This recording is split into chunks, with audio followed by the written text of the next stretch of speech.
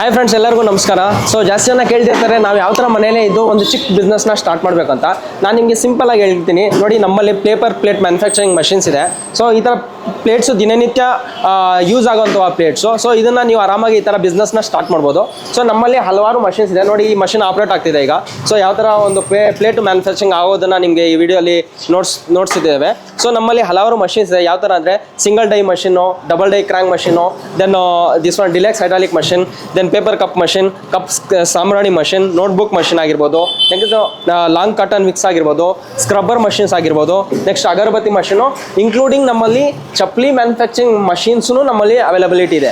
So ನೀವು ಈ ಥರ ಮಷಿನ್ಸ್ನ ಒಂದು ಸ್ಮಾಲ್ ಸ್ಪೇಸಲ್ಲಿ ಇಟ್ಕೊಂಡು ಈ ಥರ ಮಷಿನ್ ಇನ್ಸ್ಟಾಲ್ ಮಾಡಿಸಿ ನೀವು ಆರಾಮಾಗಿ ಒಂದು ಬಿಸ್ನೆಸ್ನ ಸ್ಟಾರ್ಟ್ ಮಾಡ್ಬೋದು. ಈ ಮಷಿನ್ಸ್ ಬಗ್ಗೆ ಮತ್ತು ಈ ಮಷಿನ್ಸ್ನ ನೀವು ಯಾವ ಥರ ಪಡೆದುಕೊಳ್ಬೋದು ಮತ್ತು ಅದರ ಮಾರ್ಕೆಟಿಂಗ್ ಯಾವ ಥರ ಮಾಡಬೇಕು ಮತ್ತು ಅದರದ್ದು ಸೇಲ್ಸ್ ಯಾವ ಥರ ಮಾಡಬೇಕು ಅನ್ನೋದನ್ನ ಎಲ್ಲ ಮಾಹಿತಿ ನಾವೇ ನಮ್ಮ ಕಡೆಯಿಂದನೇ ನಿಮಗೆ ಪ್ರೊವೈಡ್ ಮಾಡ್ತೀವಿ.